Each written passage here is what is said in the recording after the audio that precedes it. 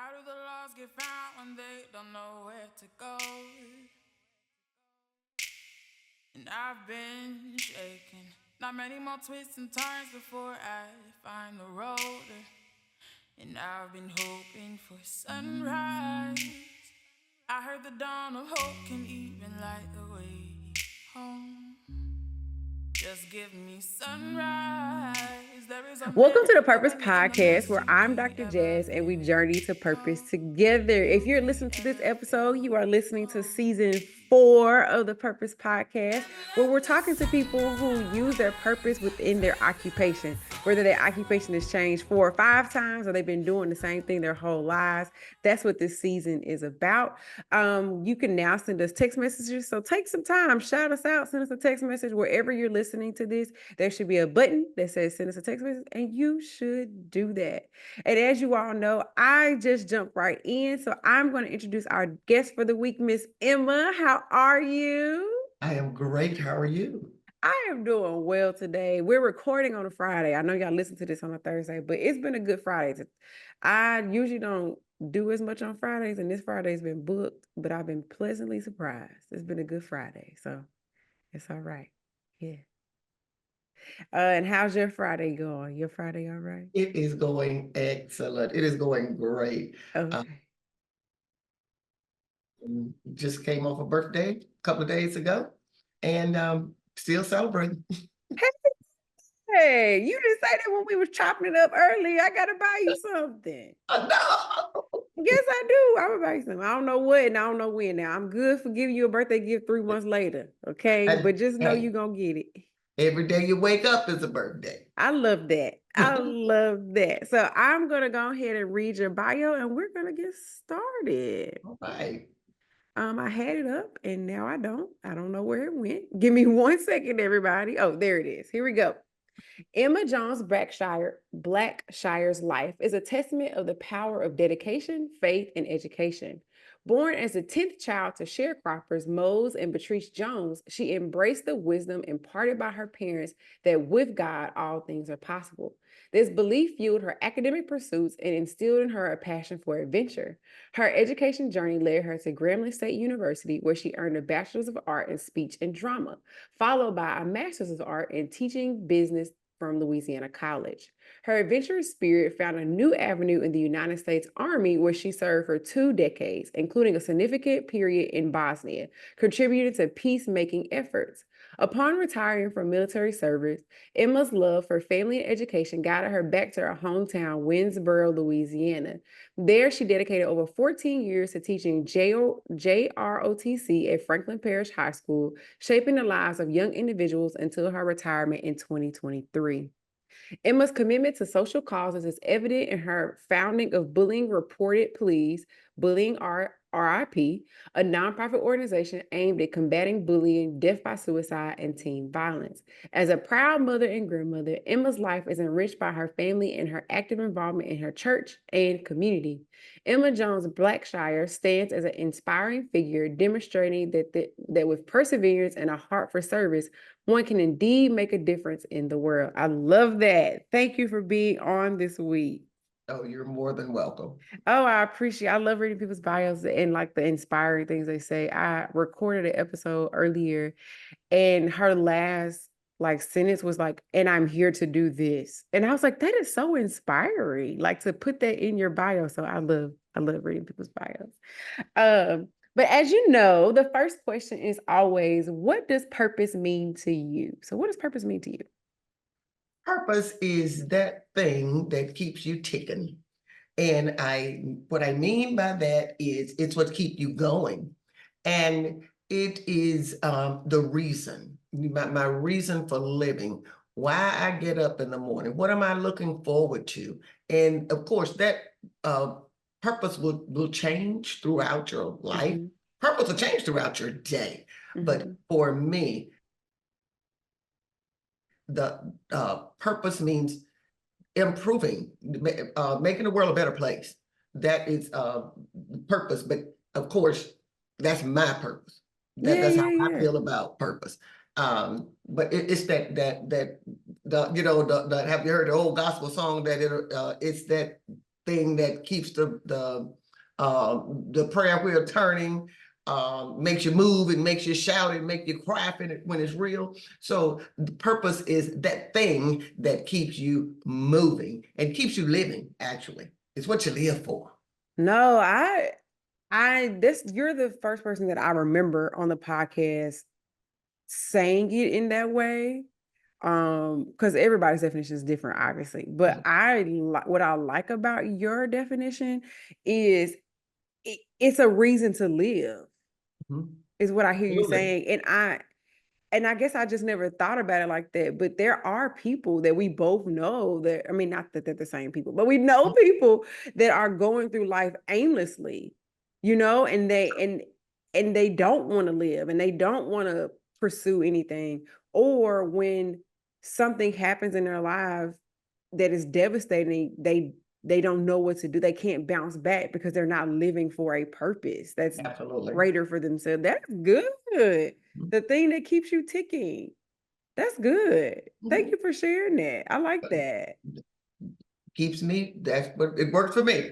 Yeah, that's the thing that keeps you going, because you're twice retired, right? Like, and most people when they're twice retired, and my parents are the same, right? They both have had jobs post-retirement, but they sit down and that's it. But if you're connected to a purpose, absolutely, you got to keep going. Absolutely. And it doesn't, it's not tied to your job, which you mentioned, right? Like it changes and it's not tied to your job. I love that.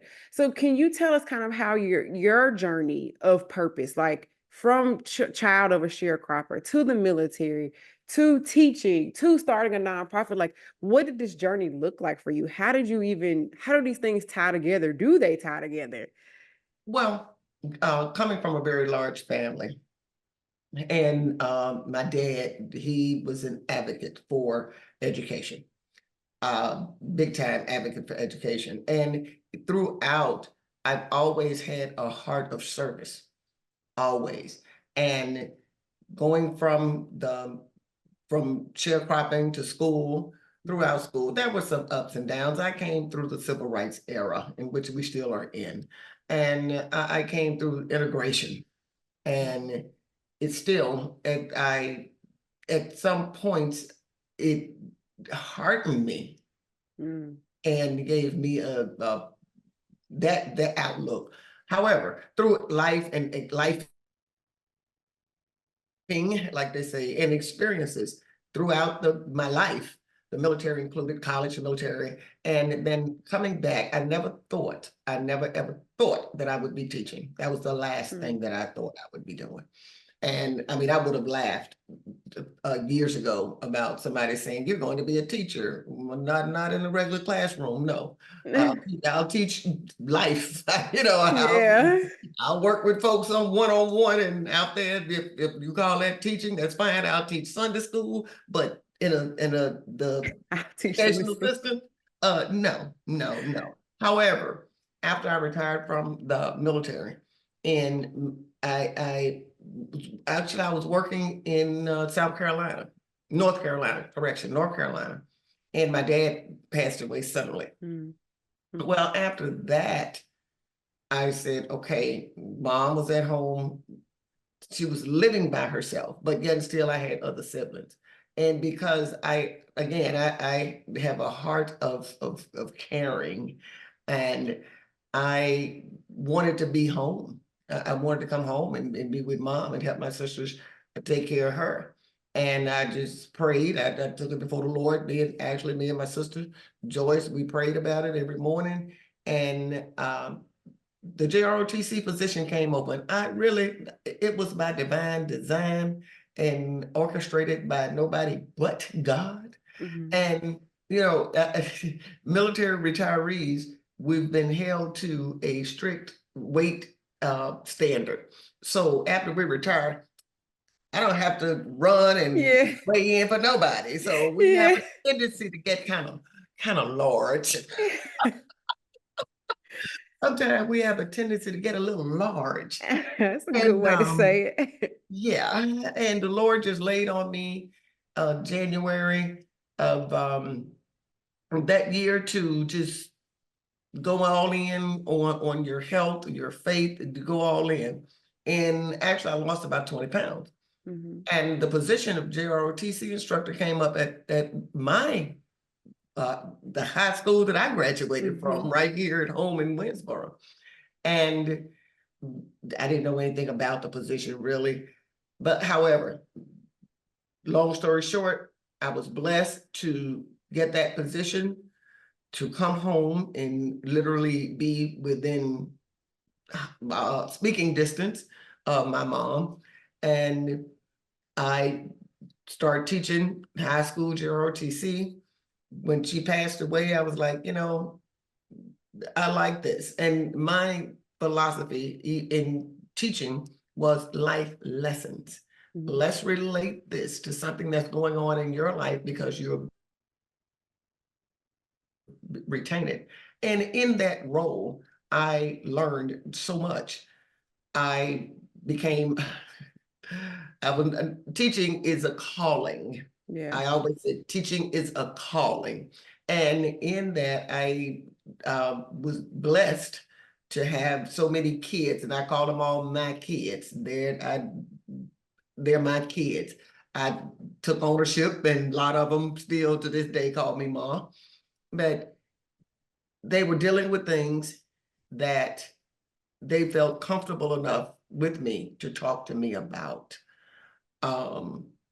Even the thoughts of suicide and bullying, and the way that journey was through JROTC. We had a service learning project, and we decided to do it on bullying because of a lot of altercations in our neighborhood, in our communities. And the purpose of a certain service learning project is to not only benefit the community, but also as a learning tool and that could benefit the students. And we did that. We had a rally, the community rally, everybody, they showed up, and I asked them after it was over, before, the assignment was, tell me about a time that you've been bullied, who, what, when, where, witnesses, what happened, who did you tell? And I read every one of them. I told them that it would be personal. It's not to be shared. And everything was uncovered from child molestation to suicidal thoughts. I was devastated, Wow. to say the least, that this is my community. This is my hometown. And I have children here that are suffering and don't know what to do about it. And after it was over, the rally was over, I told them to write up the positive and what did you think? And one kid wrote, I didn't know so many people cared. That Wow. resonated with me throughout my soul. I literally went into tears and prayers and on and on. And I was sitting there. I was on the phone with a friend of mine, and all of a sudden this vision came across my face. And I just stopped. They were, what's wrong? What's wrong? I said, I'm okay. I'm okay. I said, but I just saw me. And they were like, huh? What do you mean? I said, I just saw me. They said, I saw me on stage. It was a very large stage. And I was talking to the audience about bullying. Hmm. I'm like, okay, God, what are you trying to tell me? And I was just so dumbfounded. I was just, I don't know. And of course, I tried to run from it. And while not being able to sleep, strolling on Facebook, I ran across one of my contacts. A friend said, please pray for my friend. And I'm like, okay, what I'm praying for? What am I praying for? And I went deep. I followed the Facebook trail, found that a young lady, 13, 14 years old, had committed suicide. Oh no. Because she had been being that's so young. bullied at school. Oh, we have them as young as 10. Or I think that's about the youngest. How do you feel Even younger. hopeless at 10? Right. And I said, okay, God, I got your word. I got the message. I got the message.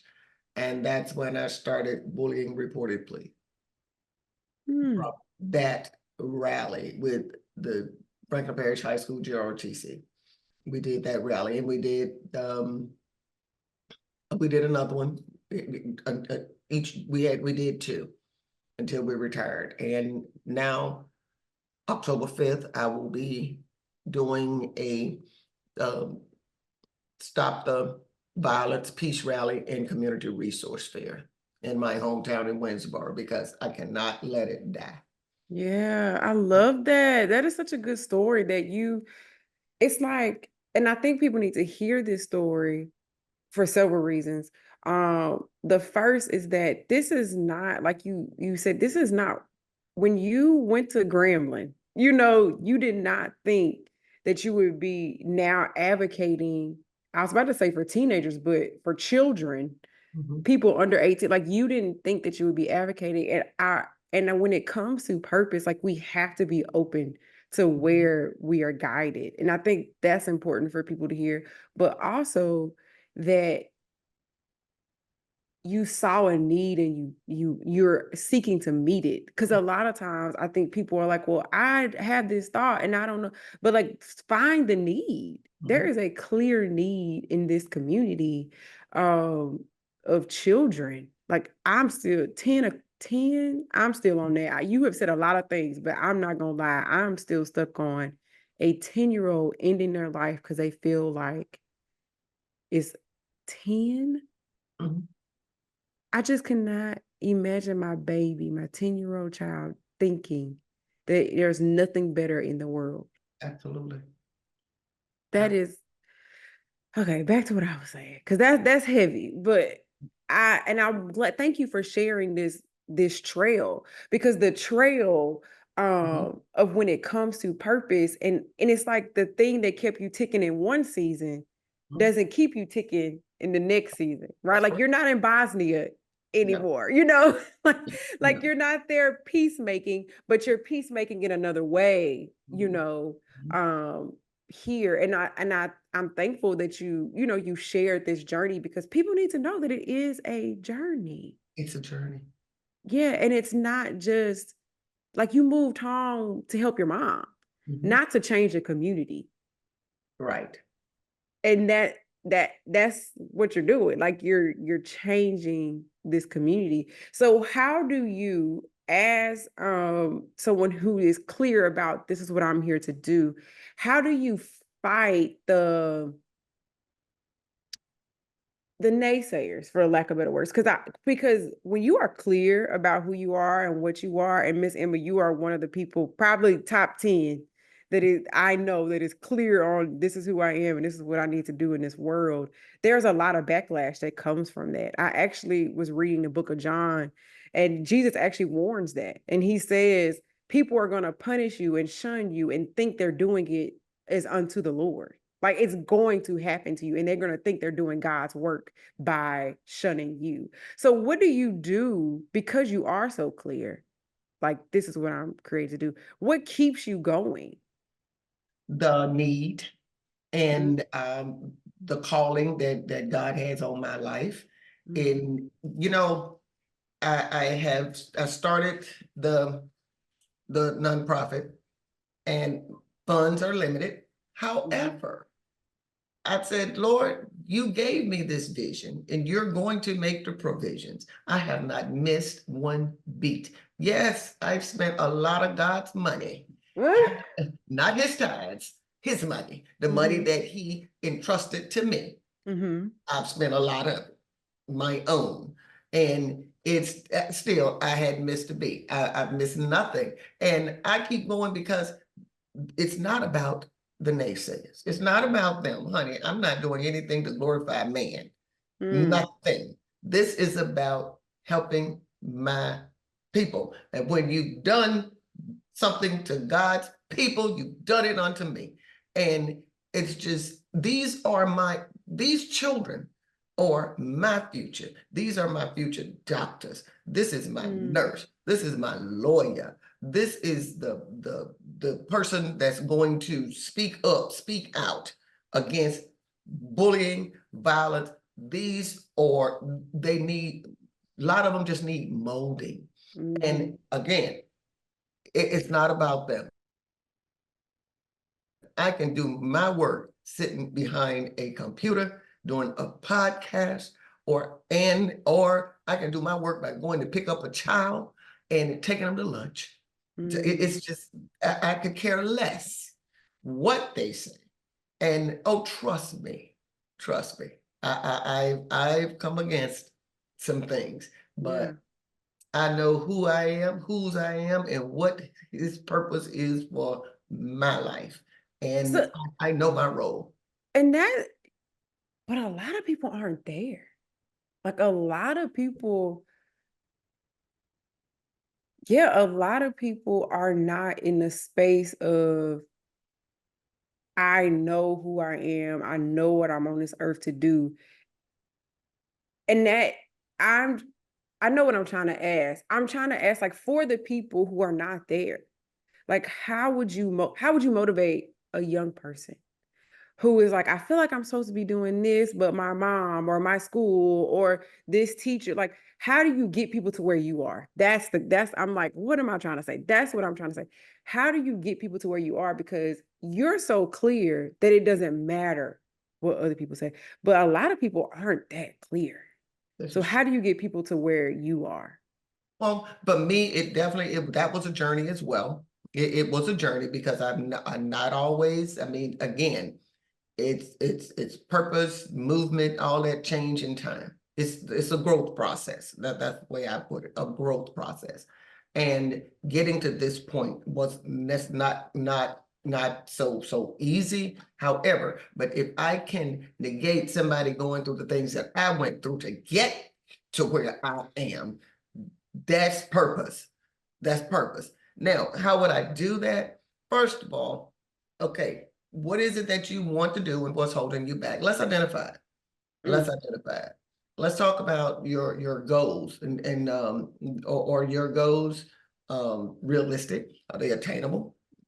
Now, I would have them identify what's holding you back. That's number one. You tell me what's holding you back. And I also I would take them, this is what you want to do in your future. Well, let's go visit. Let us go. You want to be a nurse? Do you know the criteria? Do you know what it's going to take? What type of nurse do you want to be? And I basically a career assessment. And as well as I'm focusing on what is the deterrent. What's stopping them? Where's your mind here? And a lot of times I've heard, well, I got to take care of my little brother. I've got to take care of my little sister. I heard that quite a bit. I can't join the team because I got to go home and do this and do that. And say, okay, well, what are your options? Do you have any? But I encourage them to go to school, be it local, be it online, and I take them to visit places.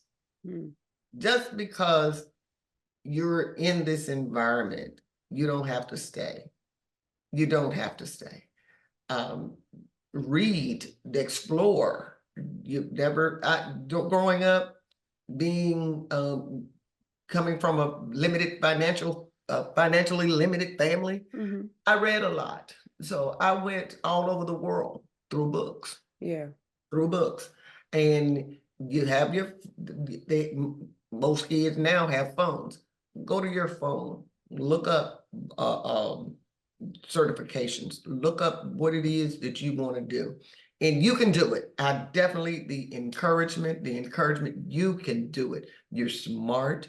You can do what you set your mind to.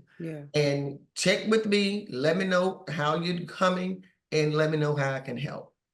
That's good. When I work with my clients, that's the first thing that I help them identify, like you said, is what is the actual fear here? And what can we do to get around it? And I think that's pivotal One, because people don't even recognize it's fear. That's true. And they don't recognize like you are being held back by something, because we don't like to think of ourselves as that way. I don't want to walk through the world and be like, I'm actually not doing this because I'm afraid, right? Like, we don't like to think of ourselves that way. So attacking that first is pivotal. Like, all the other stuff, like, I'm not even going to pick up my phone to look up a certification because I'm still thinking about whatever this fear is. So that is so good that you walk and you're doing what I call the real work. Because I have a lot of pastors in my life that I love so dearly, but I also have people that work in ministries that are like at universities, like me, like in schools and nurses, and I'm like, these are the people who are actually doing the real ministry. What you do on Sunday morning, you give us like a little encouragement. I love church is important, guys. Hear me what I'm saying. Go to church. But you're doing the real work, like the real ministry, and that's how you transform people. And it seems like you've done the real work for yourself. Like you took the time to say, what is my purpose? What is the fear around it? Which I can't ever see you having no fears. I just want you to know the person you are. I know you do, but I just want you to know the person you are today. I cannot see it. But like, what are my fears and pushing towards that? So that's so inspirational. Yeah. Thank you for sharing that. Because that's the real word. And and the whole purpose of this series is like, how are we working in purpose through our day-to-day, moment to moment? And it's the phone calls, it's the lunch, it's the podcast, it's all those things. And tell us more about your podcast. I know you have one, but you never told me about it. So tell me about your podcast. Yeah, Bullying Reported, Please is the name of my podcast. And it comes every new episodes every Sunday. And we explore everything from bullying to suicide. My last podcast on last week, basically it's education, awareness, and prevention methods, and also provide resources for victims, parents. It's for everybody. That podcast is for everyone. The last one I did was on sextortion. What is that? Thank you. Hello. Thank you for asking. Most people have no clue what it is. Most people, I asked 9 out of 10. No, 99.9 out of 100 have no clue what sextortion is. What sextortion is a form of blackmail where they go on through any means, any electronic device. It could be, but more so through social media. And they will befriend someone, usually from a hack page, or they've created a fake page. They'll friend them and gain their confidence, and as it goes on, they will ask for pictures and videos performing sexual acts. And it's then, here we go, I got you. If you don't do this, then I'm going to expose all of these pictures. And it can be financial sextortion as well as just the sextortion itself. And it's wild. The FBI is on it. It is on the rise, and it usually happened to teenage boys. Wow. So are people posing as women, or women and men? They are posing as, they could even be posing as somebody that they're posing as, as more so right now with the research and the people that they have actually arrested. It's men, but it's not just in the United States. This thing is worldwide. They have arrested 2 brothers from Nigeria, and it can expand because it is cyber. It's all over the world. It is definitely www, worldwide. And one young man was arrested in Louisiana, in fact, and he had victims in either it was 8 or 11 states. and he got reported from a victim in, I think it was Ohio. It was a whole different state. Yes, it is rampant.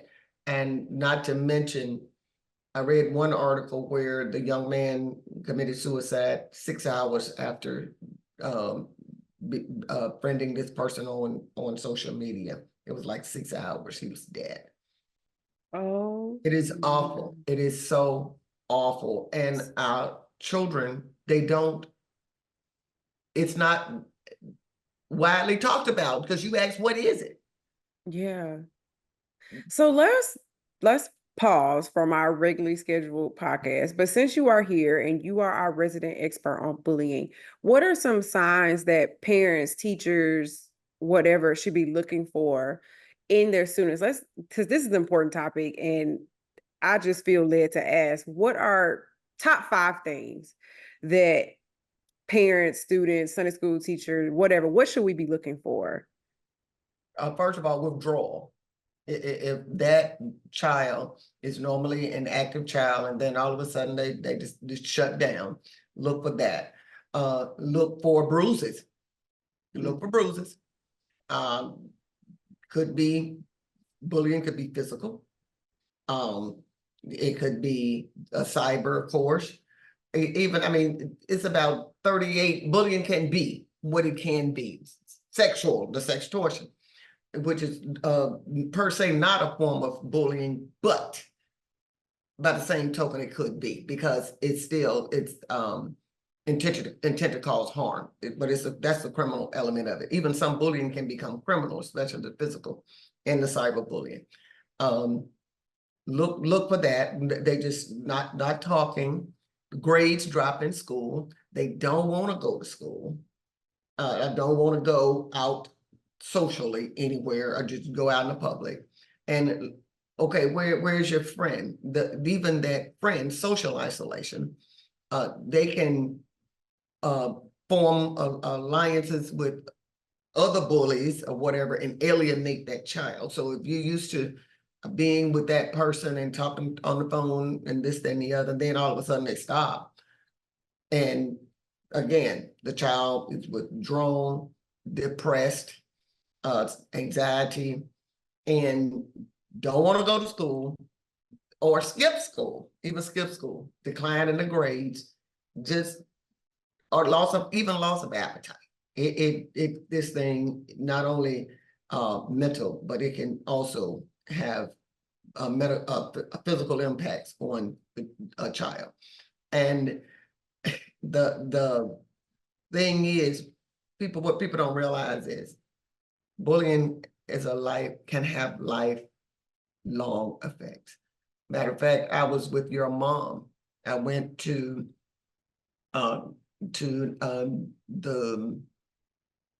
church. I was an anniversary. I think it's the anniversary, and I was talking to her. No, it wasn't. It was a conference at the church, and I was talking with her and a friend of hers. And when I mentioned bullying, this lady almost cried. She became so emotional, distraught, because she remembered when she was bullied as a child. And it is still disturbing to her to this day.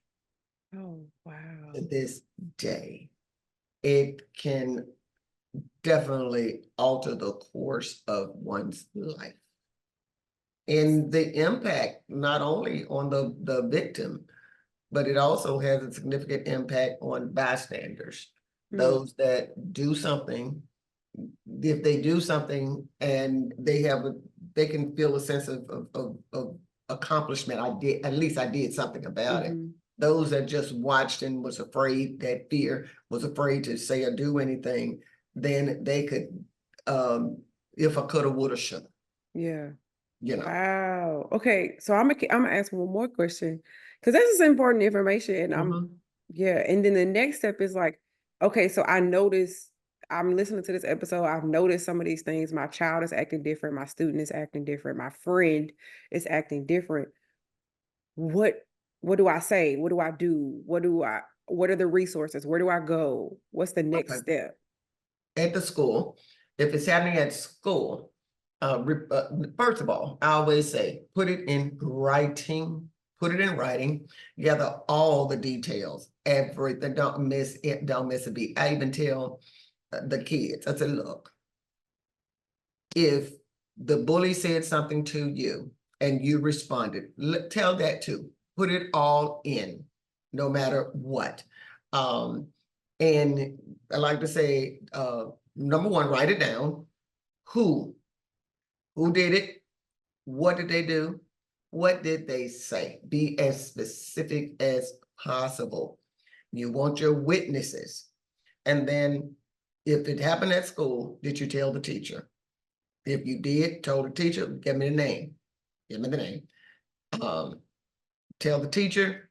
And then what did the teacher do? Nothing. All right, write that down, nothing. And then present it to the next higher up, present it to the administration. Now, I said, and also where it happened. Was it in the gym? Was it during recess? Was it in the cafeteria? Most schools now have cameras. And a bullying incident was reported to me. One of my students saw a young lady being pushed down. She was pushed. And from what he saw, her fall, she got up, she was crying and everything, and he said she was being bullied. I said, okay, go find that young lady. Bring her to me. Find her. I said, do you know who she is? He said, no, but I think I know where she is. I said, bring her to me. He brought her and we talked. Well, the first thing I did, I assured her, I'm here for you and I want to know what happened. I want you safe. I want to protect you and I'm here to know what happened. And she told me, and I said, well, do you feel like you were being bullied? She said, yes, ma'am. I said, well, I am going to investigate this. I want you to know I will investigate this and I will get back with you. Is that okay with you? She said, yes, ma'am. Of course, I said, if you don't mind, could you give me your phone number? Because I want to keep checking on you. And I did. I called her, I texted her, I said, checking on you, just want to know how you're doing. I'm doing fine. The next day she didn't come to school. Oh Lord, I immediately called. I texted her, said, hey, how are you? You're not at school today. Is everything okay? She said, yes. Well, I did. I took her to the administration. And again, cameras, they are great. They are really good for some things. And in this case, it was perfect. They rolled the camera. I told them exactly where it was. They rolled the camera. And what happened, they were standing at the machine, the soda machine, and a young lady ran and pushed the young man. The young man fell over on the young lady and the young lady fell. So we found out, which was a good thing, it was not bullying. And I'm still in contact with her today. She honor student, and I asked her, this is her senior year. I asked her, where are you going? What are you doing after you graduate? She said, I'm going to college. I said, do you know where? She said, no, ma'am. I said, okay. Of course, I'm gonna push everybody to my alma mater. I said, well, have you applied to Grambling? GSU. I thought you knew. I thought you knew. And I did. I took her and another young lady on the Grambling College tour. She is currently enrolled in Grambling State University, going into her sophomore year, and she is so excited about going back to school. Well, that's good. Yes.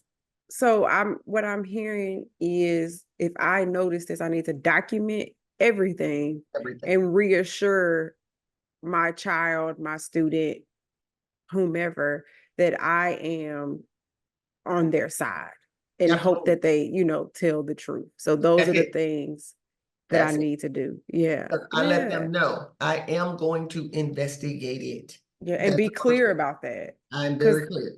Yeah. And I'll tell them this as well. I said, look, don't tell, wait a minute. number one, not only am I bound by law as an educator, but if it's anything that's going to harm you or could have the potential to harm you, I'm telling you right now, don't even think about it. I'm gonna sing like the church choir.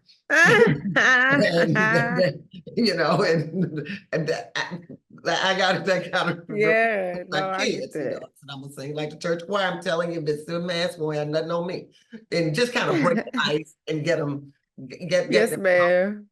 And after you report it to the administration, first of all, know your school's bullying policy, know your state policies as well, because in some states they have very, very specific guidelines on how to report it and the time frame that the school got to get back Oh, to wow. you. So if you And wait too long, oh, the student, okay.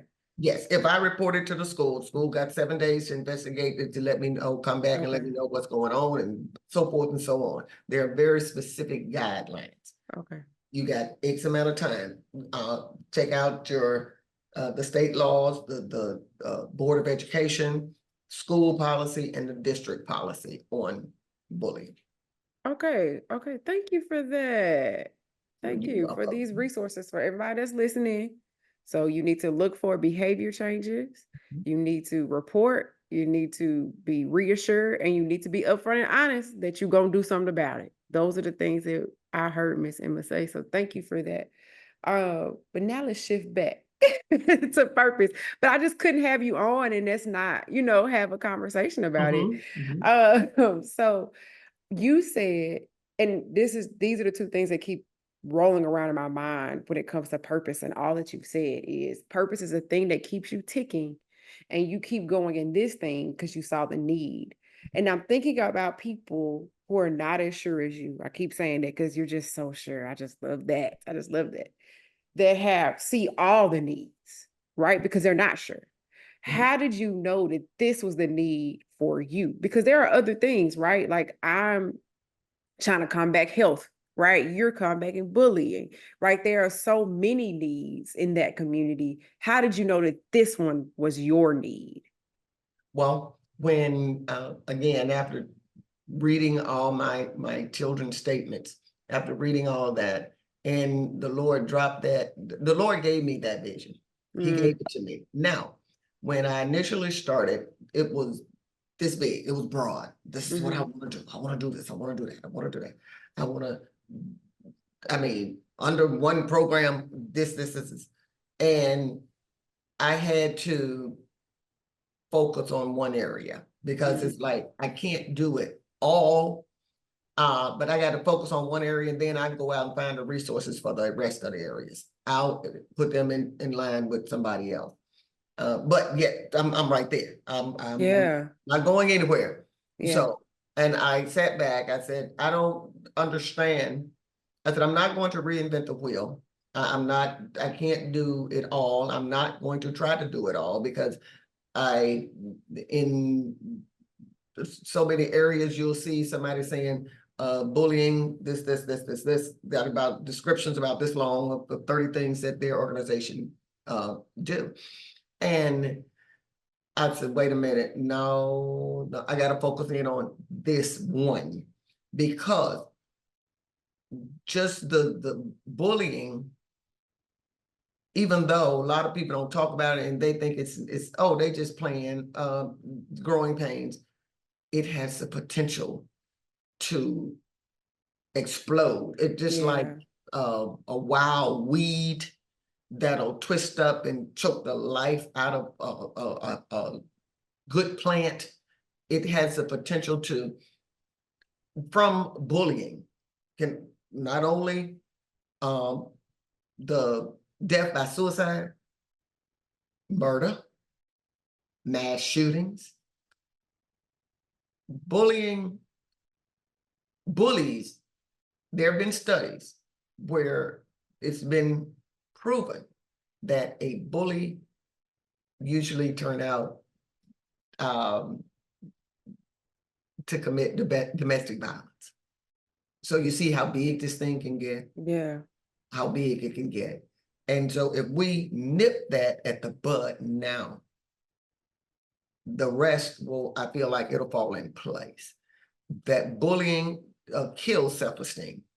So when what we were talking about earlier was how do you get a person to their purpose and to get them to do things that they want to do, build that self-esteem. Bullying can destroy it. And unfortunately, it's destroying it at the young people because they're not mature enough to know how to deal with it. Yeah. And it hadn't been talked about enough to know what to do with it. And we have this very negative thought process about counseling. Yeah, we do. In our community, we definitely do. And people just run from it. Yeah. And I try to get them to embrace it. I love counseling. And baby, I wouldn't miss it. I've been to therapy 2 or 3 times, and the first time was horrible. I will admit that was horrible. But after that, the first 2 times, I mean, the second 2 times, oh my goodness, I love counseling. So it's very helpful because your friends can only carry so much. They can't carry your whole life. Please go find somebody trained to carry it. But so that's good that you felt a God calling to this one need. And that is why you chose this one need. And I also love that you realized there's so many things in the need, right? And like I am one cog in this whole bullying, suicide prevention movement. And you mentioned the bully. And when you mentioned the bully, this is the first time I actually thought about the bully. I until you said it just 5 minutes ago, I never thought about the bully. I always thought about, do you say victim? I don't know what verbiage you use. Yeah, we always thought about the victim. Okay, the victim. So is that a part of your scope? Is the bully, or are there other organizations that talk to the bully? Like, what do you, because this is just fascinating to me. So I got a lot of questions, but is a part of your scope the bully as well? Yes. Okay, and what does that look like? It looked like, excuse me, now, would you want somebody to do that to you, your little sister, your brother? We are all different. We are all different. I just tell them, I said, right now, I can look at you and find 12 things to bully you about just by looking at you. You say that to them? I do. I do. Let's be realistic. Let's be real. I do not sugarcoat. Okay. We are all different. And of course, I said, I don't know who you believe in or what supreme being. I said, but one thing that I do know, we were all made in God's image, and my God don't make no mess. My God, not make a mess. I said, now, it just wasn't right. I said, so what's going on with you? The same process that I used with the victim. What's going on? What's going on? Have you seen reformation? Because there are like people who bully a specific person, and then there are people who are just bullies. You know what I'm saying? Like they just. So have you seen reformation through going through your process of like, what is the fear? What, this process that you walk the victims through? Wow. I have seen great outcomes. I really have. And the thing that I had to realize when I came to JRTC and started teaching high school, I mean, how the Lord just speak to you. And I said, Emma, the Lord spoke to me and said, now you can't save them all. You can't save them all. That's important to know. You can't in save any them purpose. That is purpose. important to know. You cannot save them all. So if you save that one, and that one, save another one. That 2, save another one, and another one, and then you will have accomplished your purpose that I've called you to do. So work on one at a time, just one at a time. And again, I have seen such progress. One young lady, she had been molested as a child. She came to me, she talked with me, and she said, well, should I tell? I said, yes, you should. And she told a relative, and she's thriving now. I see that, I noticed a difference. And she came to me and she just told me how much she appreciated. She's in college. She's even going into the school system. I'm just so, those kind of things that make me keep doing what I'm doing, because Yeah. it's so fulfilling. And I didn't do anything. It's not me. I'm just a vessel. I'm just a tool that's being used. It's not, again, it's not to glorify me, but it's to glorify God. And that is what truly keeps me going. And some of it, now don't get me wrong. Some of them a little rough. I believe you. Woo, some of them a little rough. Woo, woo, woo. Some of them a little rough, but they still, I still love you. Yeah. Even though you want to show out, I still Yeah. love you. In just different ones, I got to use different approaches. That's all. Yeah. And I think that's good to, like, that last statement you said, like, in purpose, even though it's like your daily work, there are still different approaches to getting it done. Because what works for Sarah is not going to work for Denise. Well, you know, what works for Ashley ain't going to work for Brittany. No. Like, it's just not,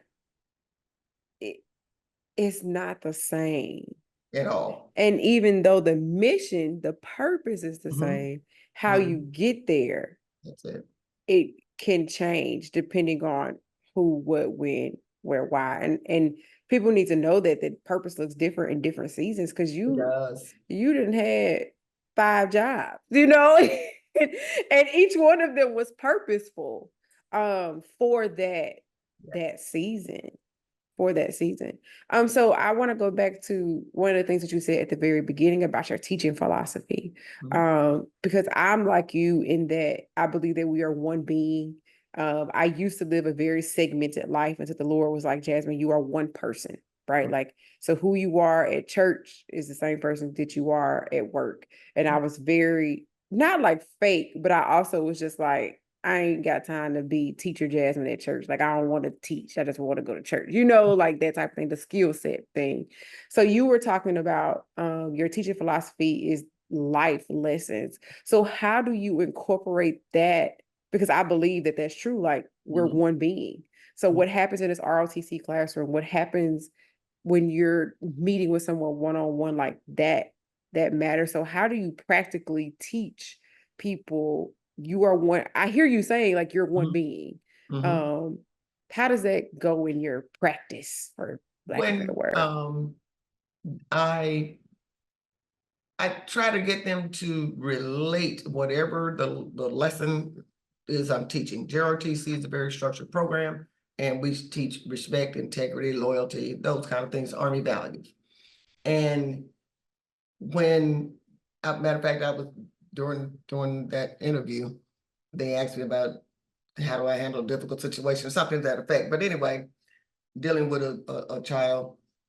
And what I do is, for instance, I'm teaching a lesson on respect, and they start chattering and talking and having their sidebars and all that. So I said, okay, come here. I need you to lead the class.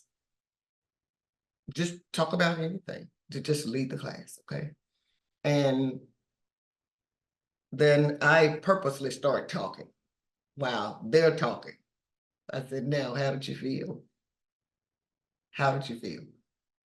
Oh, that's not right. Y'all need to hush. I said, okay, all right, okay.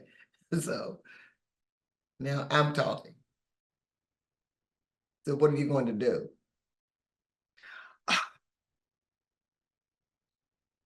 Lesson learned. Moving right along. Next order of business and continue. So I try to, the golden rule, treat people the way you want to be treated, and tell me a situation that's happened in your life, and on and on. I like I said, I told them all, if some what I'm trying to teach you right now, you won't get right now. But what I want is 10 years down the road, 20 years down the road, something I said you can use to pick yourself up, get you out of a hole, or to your good. You can use what I'm trying to instill in you right now. Yeah. Then my teaching won't be in vain. Yeah. I want you to just put it in your head. Right now it's bouncing all over because you don't know, you don't have a budget. You don't have a job. Where do you get your money from? But you still can have a budget. And you want to get your nails done, you want to buy new shoes. All right, well, save for it. Things like this. They usually, I have some, but like I told them, it might not apply to you right now, but later on, this is what I want you to fall back on. I'm giving you food for thought. It's important that in your line of work, because I mean, I'm the same way. I mean, we're both the same way. I mean, people are this way, right? Like there's something that you get today, you don't see the value in it. And it may be tomorrow. It may be 10 years, you know, like you just don't see the value in that moment, and especially with young people, because there are plenty of quotes that my parents said growing up that I didn't understand. But when people say you learn by and by, honey, I learned by and by. Yeah. And those quotes pop up and I'm like, that's what they meant. When they said that thing, that's what they meant. And so that's good with that, with young people being able to have those conversations of like, and saying explicitly. And that's one of the things I love is that you say things explicitly. You may not see the value today, you know, but in a couple years, you know, what the value will come to you. Yeah. So my next to last question is always, what is your purpose? If someone walked up to you randomly on the street and said, Miss Emma, what's your purpose? What are you going to say to them? My purpose is to live in this world and create an environment that's conducive, safe, and peaceful for everyone. Just showing a little bit of love. That's it. I love that. To live in this world and create an environment that is peaceful. I love that. I need to adopt that as a part of my purpose. That is not my purpose. I will flip over a table, Miss Emma. Okay? Now, I'm going to let you know. Look. Don't get it twisted. Okay. Okay. Don't get it twisted. Woo! Because I'm going to flip over. I'm going to tell you how crazy that is. I'll be like, that's a little crazy. Yeah, well, it's a little cray-cray in all of us, but yeah. I've learned to, what the world see, they see me. They see the authentic me, but they do not see when I'm down there getting these knees bloody and crying and carrying on. So, but still, that's a part of that peace process, because I got to get it within myself. No, that's real. You can't, I always say you can't give your purpose to others until you've mastered it yourself. That's it. Yeah, that's good. That's really good, because I need to work on my peace, because I'd be encouraging people to stir the pot. I'd be like, they need to know they did you wrong. But tell them. Now with my babies, with my children. Yeah, I get it. All right. I'm gonna keep the peace. I'm gonna come to you peacefully. However, the next step and the next step and the next step, I'm gonna turn it over to somebody that's not gonna be as peaceful as me. No, I understand. So, I understand. Don't mess with my babies. Don't do that. No, don't do it. I'll fight. Peacefully. Because I'm like, I tell people all the time, I'm not passive aggressive, I'm aggressive. I'm working on it though. So then the next question that I have is, people get nothing else from this episode, what do you want them to leave here with? If they get nothing else from this episode. Find your purpose. And walk in the calling. We hear God. Walk in the calling. And when I say hear God, we're not here promoting But yeah, we are promoting God because He's the creator. Mhm. Now, the thing is, listen to that small voice. Listen to that voice and let it Yeah. become louder and louder and louder when it's steering you in a positive direction. Mm. Positive, positive, in a direction that it could greatly enhance not only your life, but the lives of others. I love that. Yeah, find your purpose. And if you need help, that's what I'm here for. I'm a purpose coach. Go ahead, click the link in the bio. Okay, shameless plug for me. But Miss Emma, thank you so much. This has been informative. This has been educational. I I am moved to a different place in prayer for young people because I just didn't know. I didn't know that 10 years old. I didn't know. Yeah, I just didn't know. So thank you so much for being on today. You're more than welcome. Thank you for having me. Yeah, no problem. And thank you all to listening to another episode of the Purpose Podcast with Dr. Jazz, where we journey to purpose together. Remember that we come out every other week, so I will see you in 2 weeks. And please, please, please send us a text message. We do respond. I'll talk to y'all later. Bye. And I've been shaking. Not many more twists and turns before I find the road. And I've been hoping for sunrise. I heard the dawn of hope can even light the way home. Just give me sunrise. There is a myth that when you're in the mist, you can't ever feel cold. You can't ever feel cold. Fresh breath of fresh air. Like you're very secure. And that's refreshing to be around. Yeah, thank you. And I love y'all.